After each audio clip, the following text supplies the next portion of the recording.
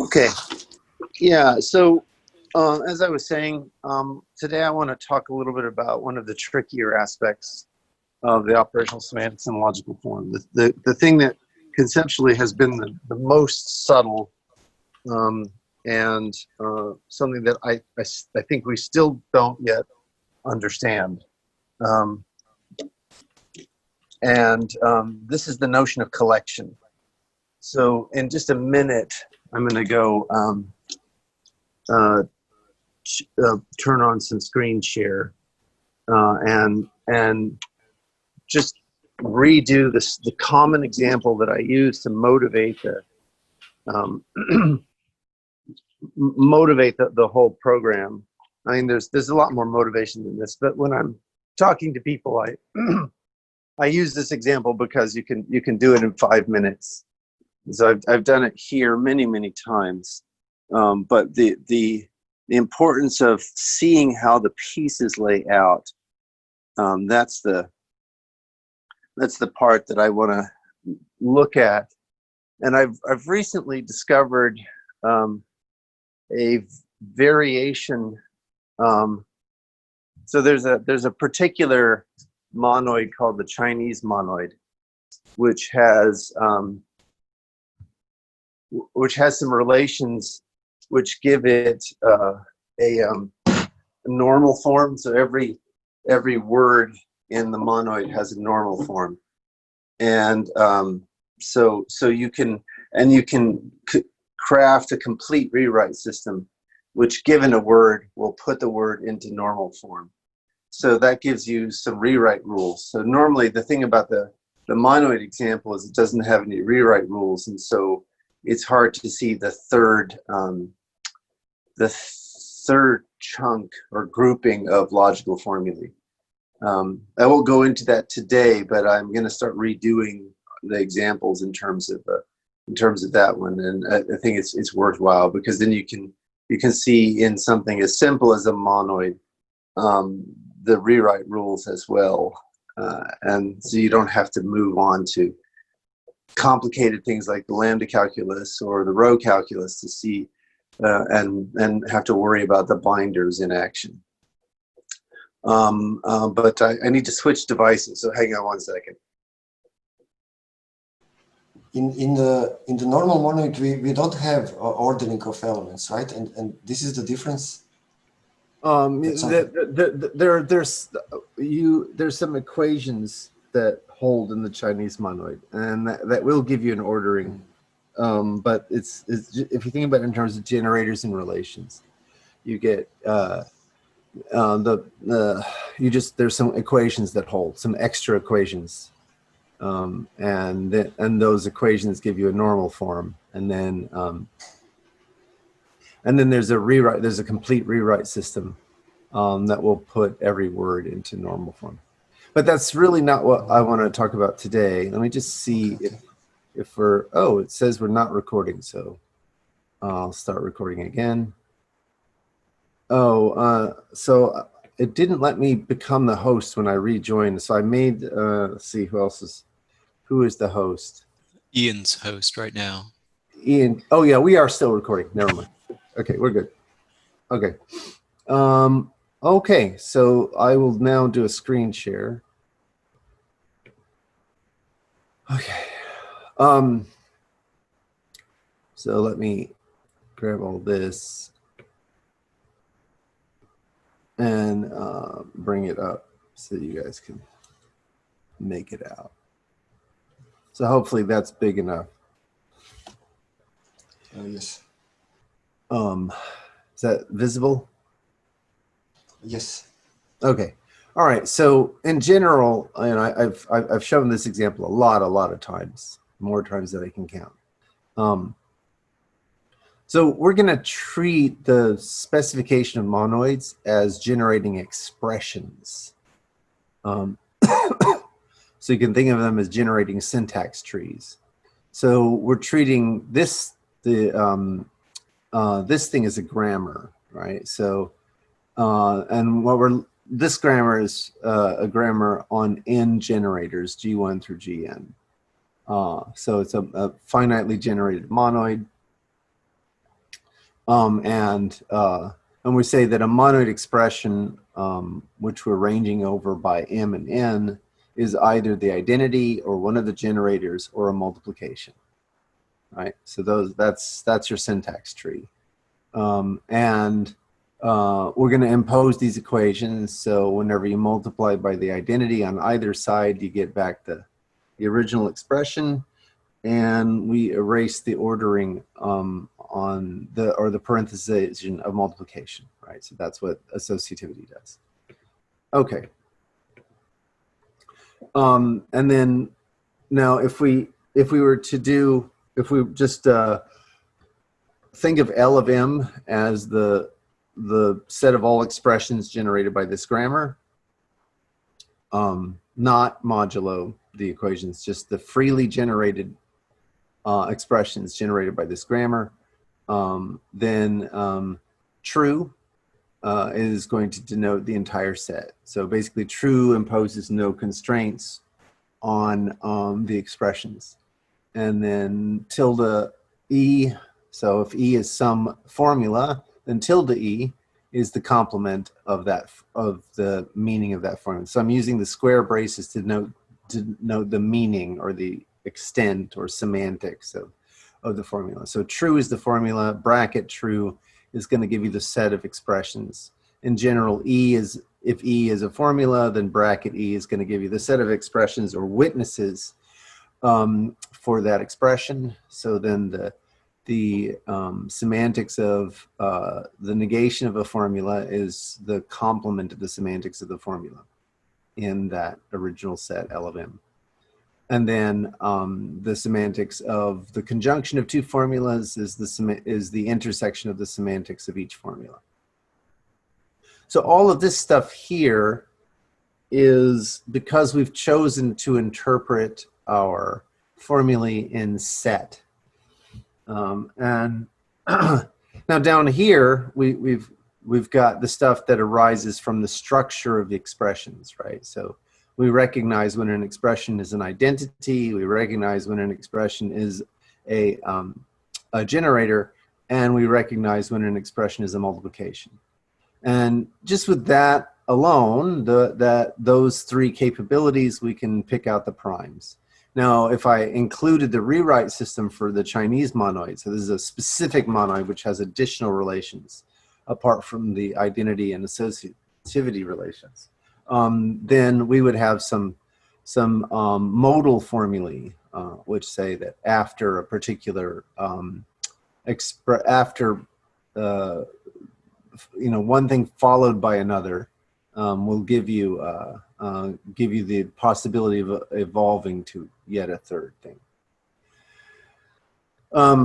So that's and typically in that case it's going to be so closely related to the multiplication that there's some interesting theorems there. But that's not the point for today's discussion. For today's discussion, it's the fact that this stuff here mentions nothing but set operations, right? You start with your universe of possible elements, and then you interpret the logical operators of the set operations, right? So that's what's going on here, and this led me to postulate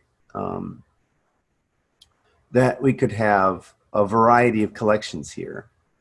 But what it turns out is that grabbing the notion of collection turns out to be quite challenging.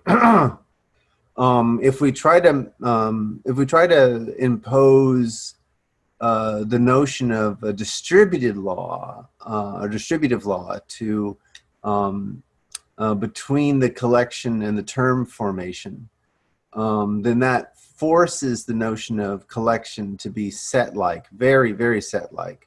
And it still leaves open for us the question of the interpretation of this negation. Christian tried a different solution. Instead of using a distributive law, he picks out only set-like things and uses the topos.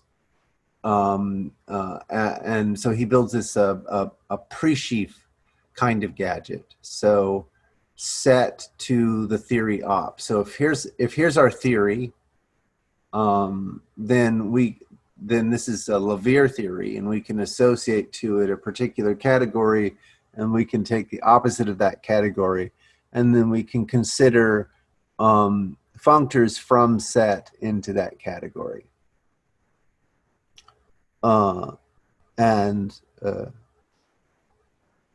Sorry, the other way around. From the theory to set, right? Yeah. So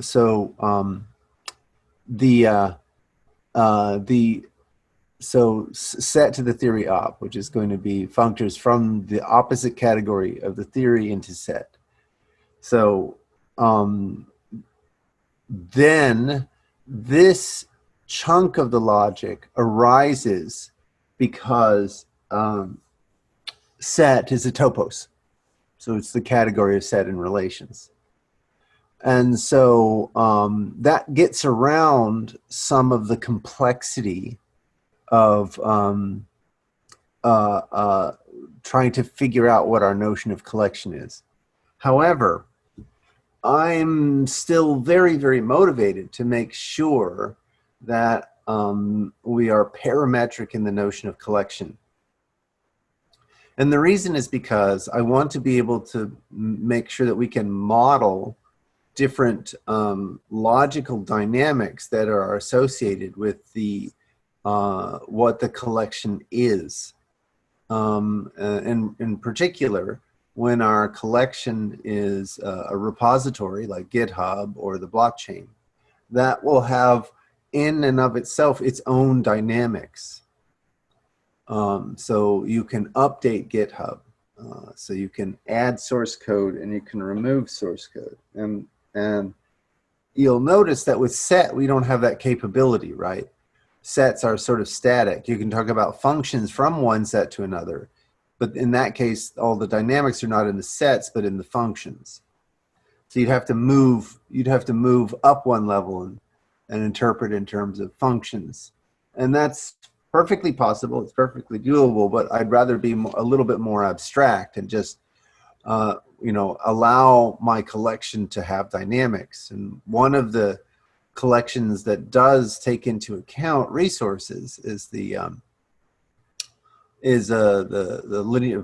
semantics of formulae for linear logics, and that kind of data structure is not a set, but it's sets of sequences, and that allows you to model updatable resources, at least at some level of granularity,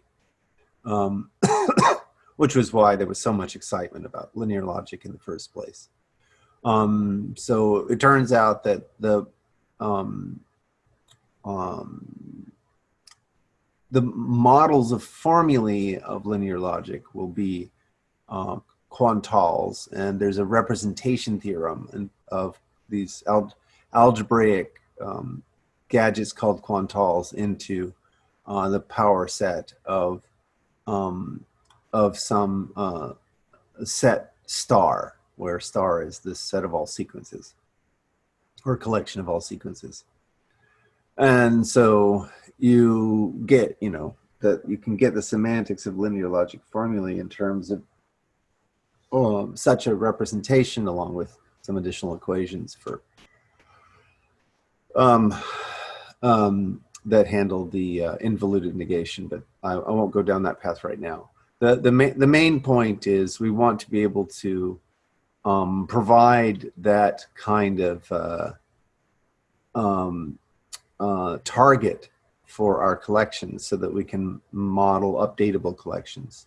Ultimately, we'd like to be able to do much fancier things. So when our theory is computationally complete, like it's SKI, we want to do theory to the theory op. And this deals with the fact that we have programmable collections. So, which is totally, what happens, right? In real computational settings, our collections themselves are, potentially programmable streams, right? Like we find in Scala or Haskell or something like that. So being able to model the collection, talk about the coherence between the notion of collection and the notion of computation, and being able to vary that has been a goal of the research program for quite some time, right? From near the beginning, I observed that this was an important desideratum, or collection of desiderata. So let me just stop there and see if what I have said makes sense. For me, only the last part is not completely understandable, but maybe this is like a new thing that you want to explain.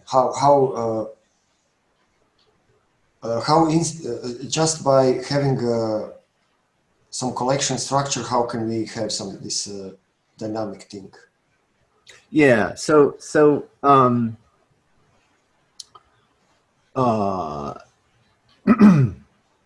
You can imagine. Let's take it from a programmer's intuition, right?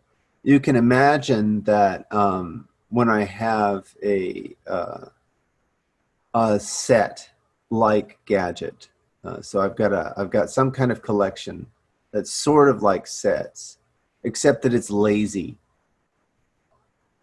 And when I put things in or take things out, other things can potentially interact and create new elements as a part of the interaction of being put into place. And so I'd like to be able to model that behavior. And with Haskell, we know how to do that, right? I can make a collection that's somewhat lazy, and whenever I do an update, it runs an additional set of rules to see if some things blossom, right? So I put some, I throw some chemicals in a beaker. So I've got a beaker, and I throw some chemicals in the beaker, and new things may happen to what's going on inside the beaker. So that's a kind of physical intuition. But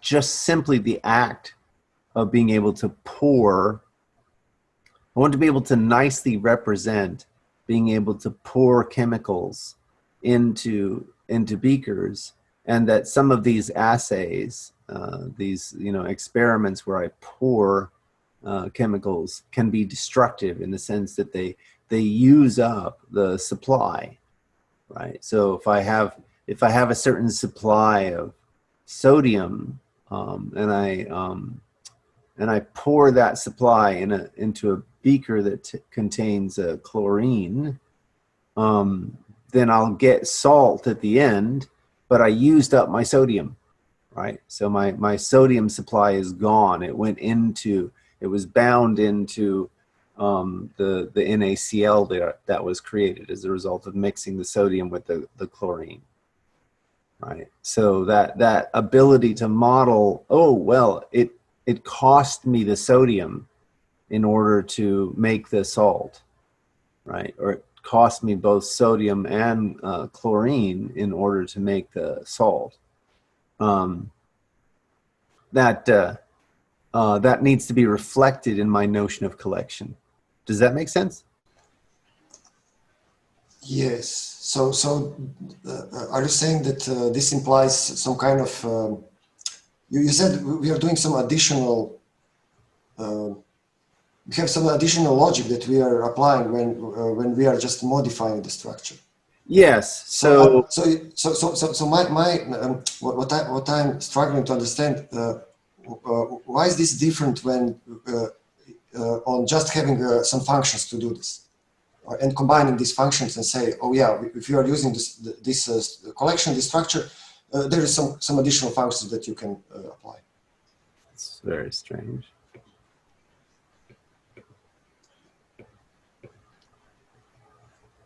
That's very strange indeed.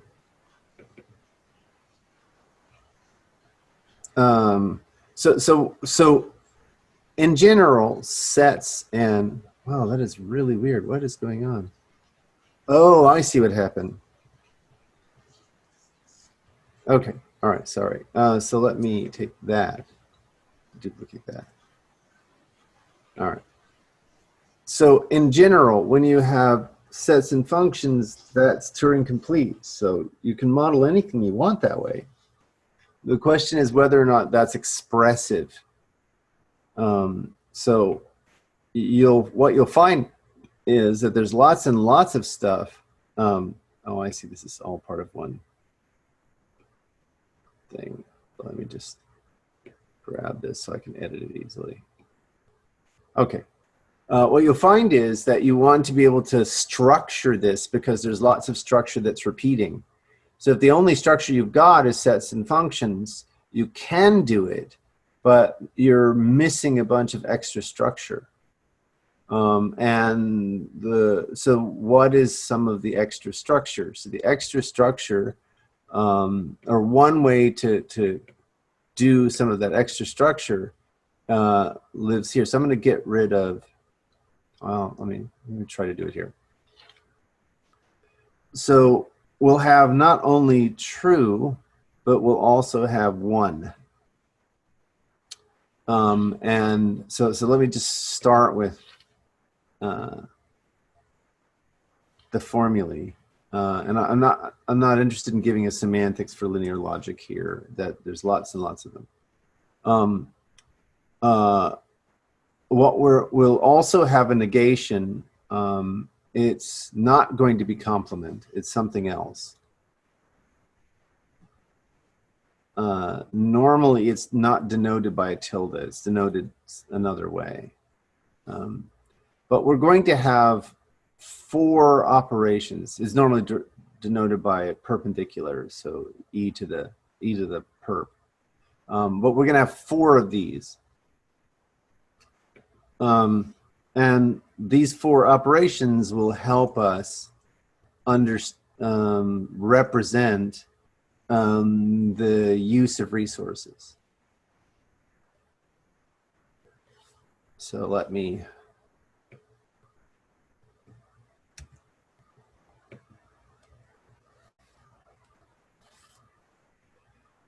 and I'll just do since we have negation and we have De Morgan, I'll just do the positive side of these. So we have, there's normally it's denoted with a star. I'm going to use a tensor, an x times.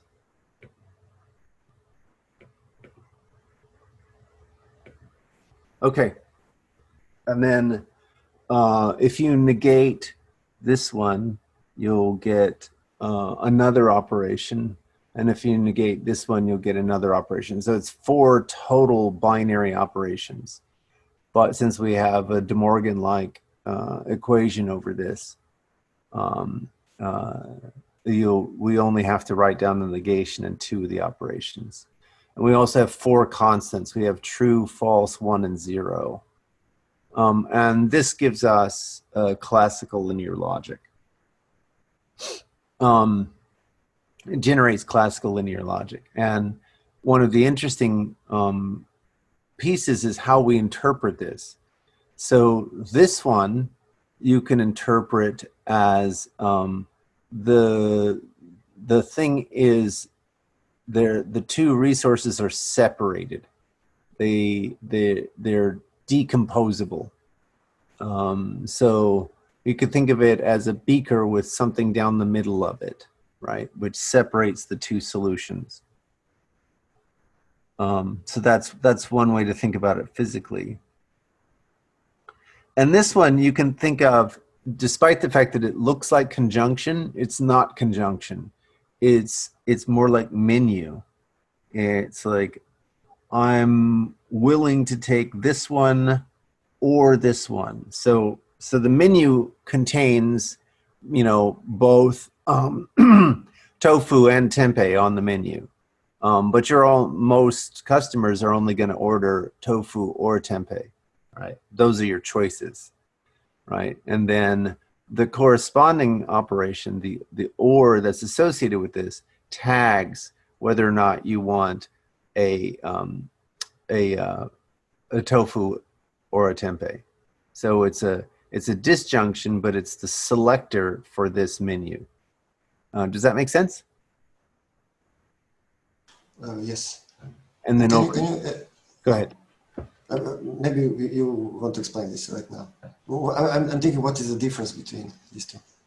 So this is like, I have $1 and I have $1.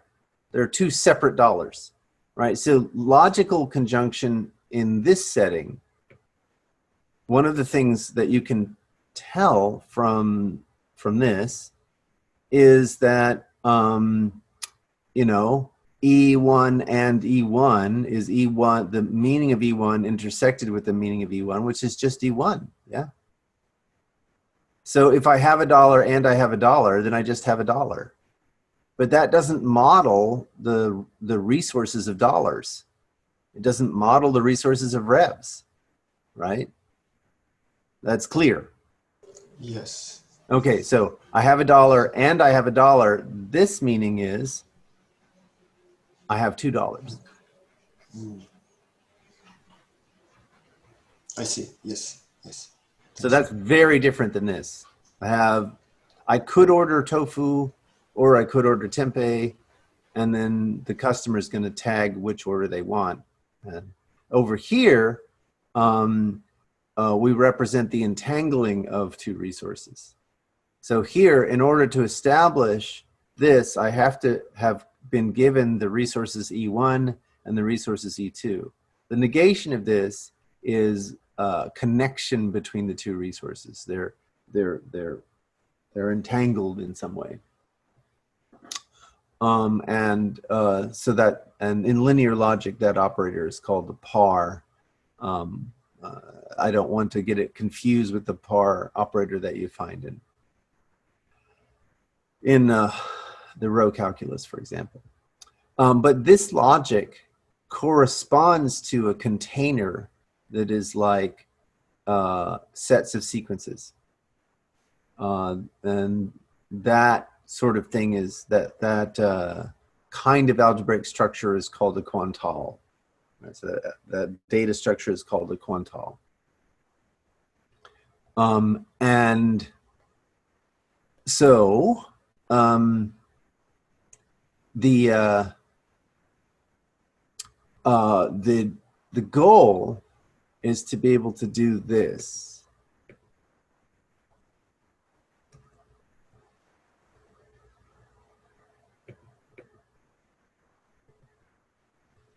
So instead of going from set to the theory op,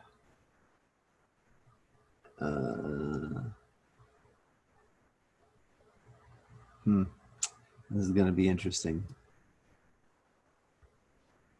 Okay, let me do it this way. I'll see if I can do it. So, format, font, baseline, superscript. Okay, so now, and then we're going to go that, format, font, baseline, superscript. No, it didn't work. So I'll just put a little caret here to represent the fact that it looks. Whoa, where is it?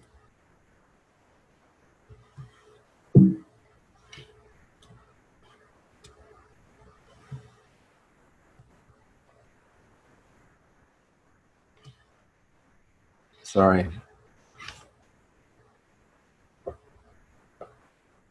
Oh, I see what I'm doing.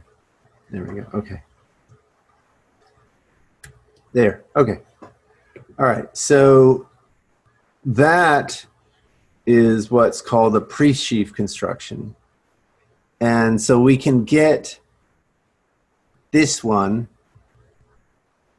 in roughly the same way.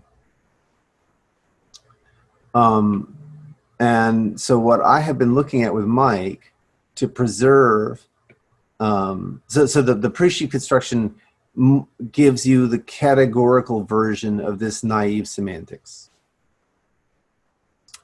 Yeah, it gives you a very syntactic formation of this naive semantics. But if you want this thing, then you have to change the base. So you can't use set. So what Mike and I have been looking at is, let's see.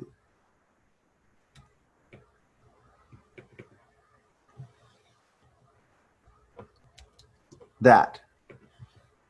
So you replace the base with the which is the category of sets and functions, with the category of quantiles and quantile homomorphisms.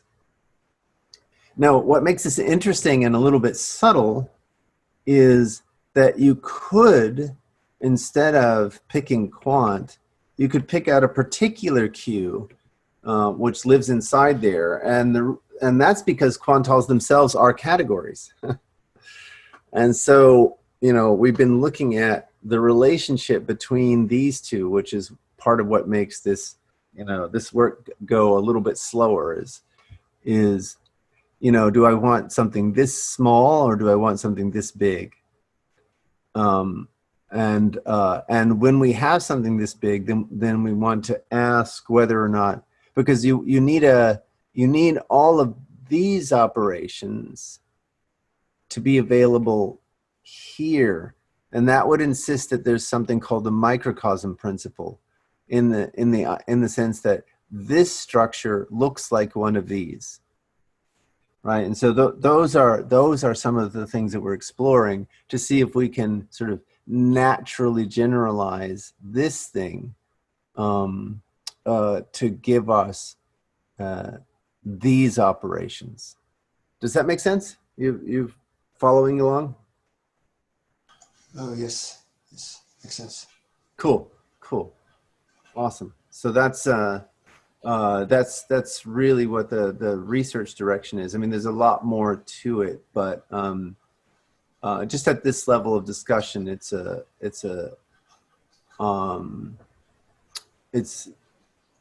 still find there's a lot of value. So what we've done is, you know, my original idea was,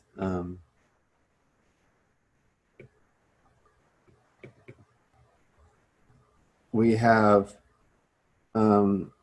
T plus C goes to,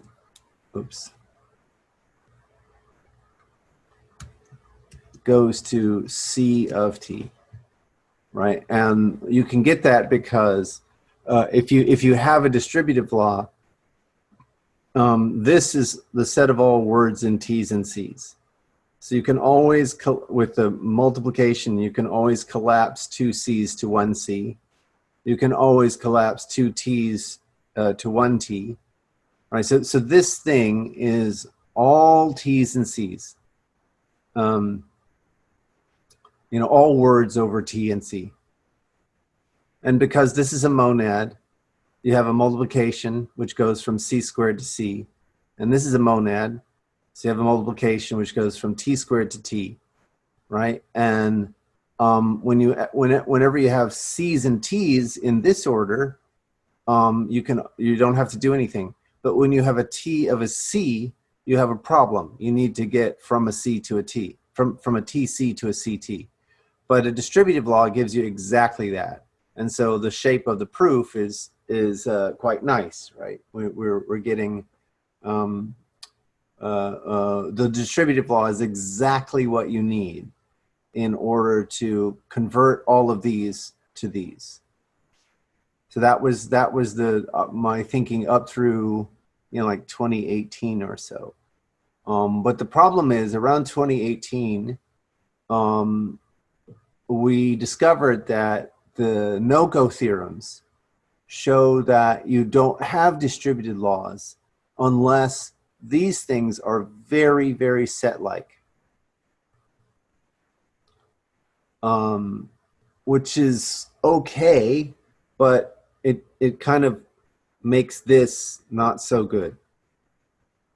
Makes the quantile interpretation out of reach.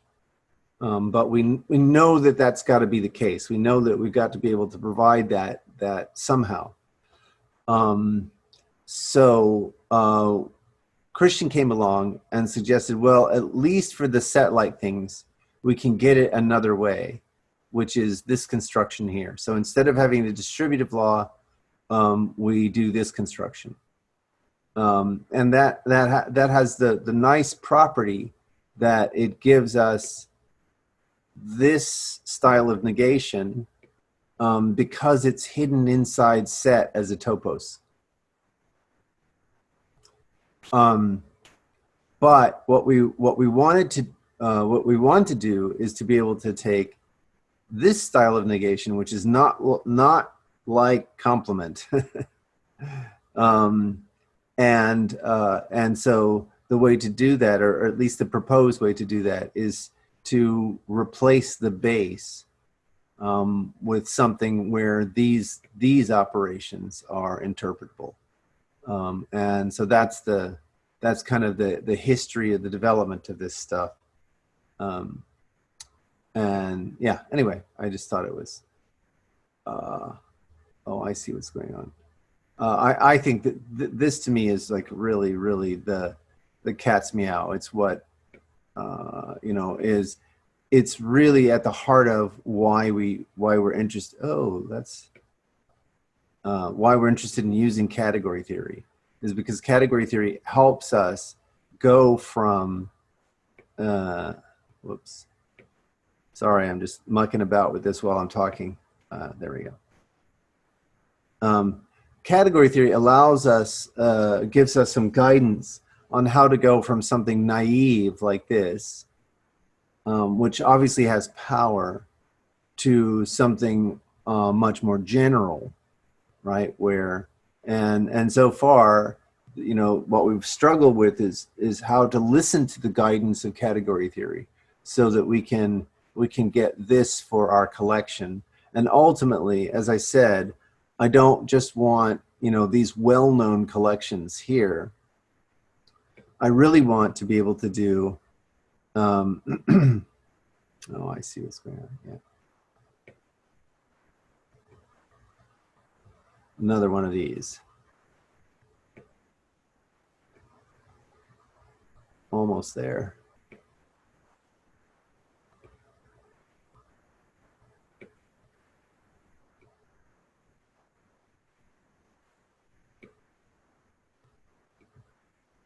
Sorry about this. Okay, there we go. All right, so in terms of varying the base, what we really would like is this kind of thing. Theory, oops. Theory to the theory op. So this is our notion of computation, which is playing in the role of collection. And this is our notion of computation. So now we have programmable collections. Here, the collections are not programmable in terms of the model of computation that was given initially, right? So these come with a separate programming language from this one. And so, while it's certainly possible to provide that, to expose that programming language, what would be pleasant is to be able to say, no, the notion of collection comes from here. And so that's the ultimate goal. So this is the first step. This is the next baby step, and this is the ultimate step. So where I can talk about the coherence between the programming model and the notion of collection. So that's really the overarching goal for this aspect of operational semantics and logical form. Does that make sense? Yes. So is this somehow we are abstracting over our collection? Yes. So in case of a set, we are saying we already have like concrete implementation, and these are the operations. And now we are abstracting over completely over operations that we have. Yes, that's right. That's right. And how can we, from the implementation standpoint, how to implement these operations? Yes. So if you think about it, right, that's why I wanted it to be a monad, right? Because the monad gives you a lot of collection machinery. In particular, you know, if you follow Wadler's intuitions, there's a close connection between monad and comprehensions, right? So our notion of comprehensions is pretty solid in terms of how we think about it as a collection, right? So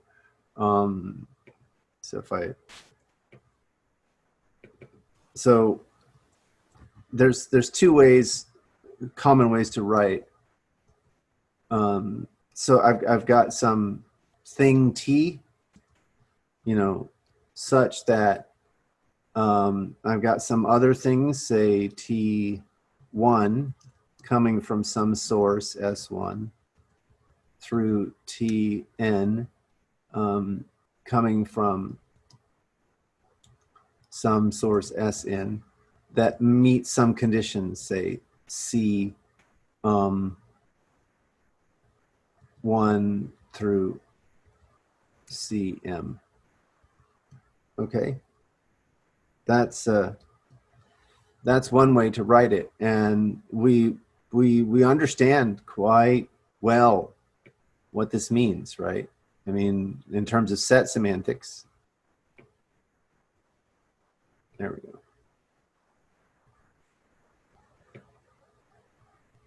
In terms of set semantics, we've been using this notation for a very long time, right? And so, you know, it's all the T's constructed from T1 through Tn, right? So T is going to be some function of T1 through Tn, such that, you know, the T1 through Tn's, they come from these specified sources, and they match these conditions, right? And the other, another notation for this idea is, you know, for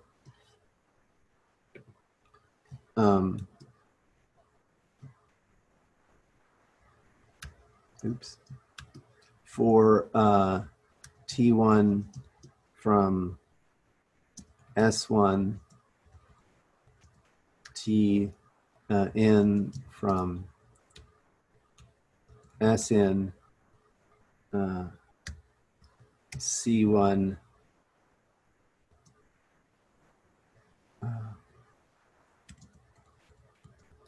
Cm. There's a little bit of, I need to say if right here. If C1 through, right? So I'm now just writing Scala notation. I've used commas instead of semicolons, but and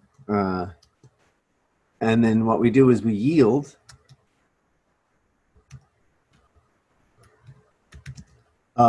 T, right?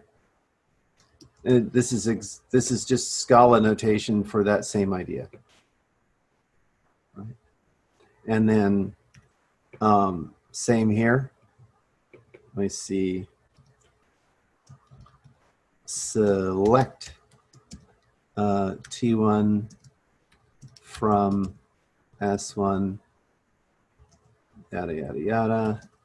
Select T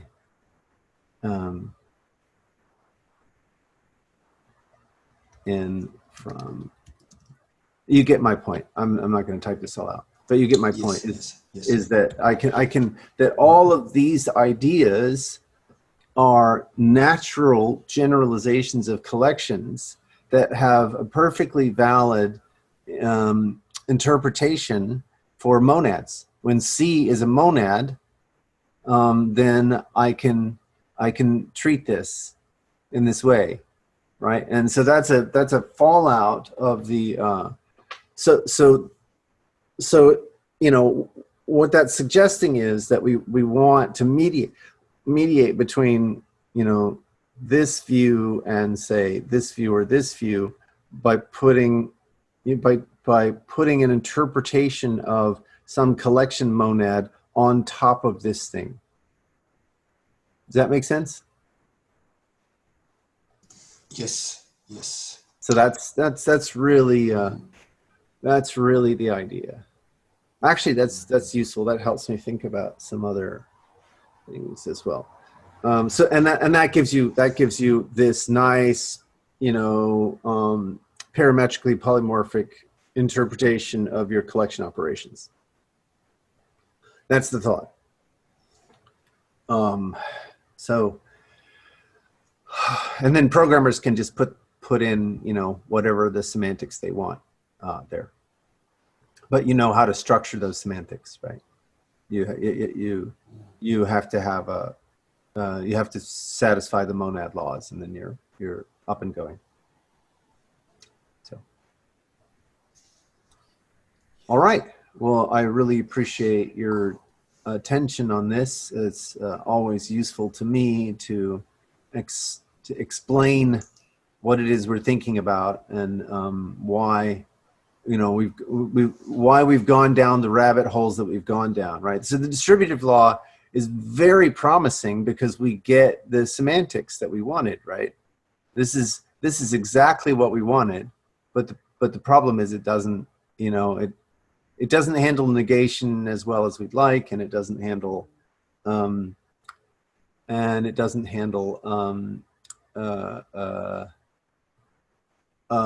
any collections that are not set-like. This is a major step backwards in the sense this is a very specific construction, but it does handle the negation properly.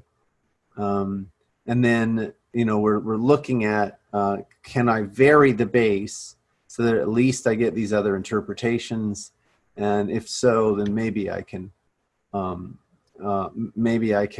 take the leap from here to here. Thank you so much. I'll see some of you in Dev Stand-Up in just a little while. Thanks. Thanks, Greg. Cheers.